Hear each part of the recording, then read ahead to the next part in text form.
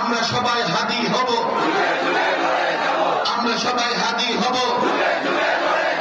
আমরা সবাই হাদি হব। আমি এই হাজারো জনতার মাহফিল থেকে দিল্লিকে স্পষ্ট বার্তা দিয়ে দিতে চাই,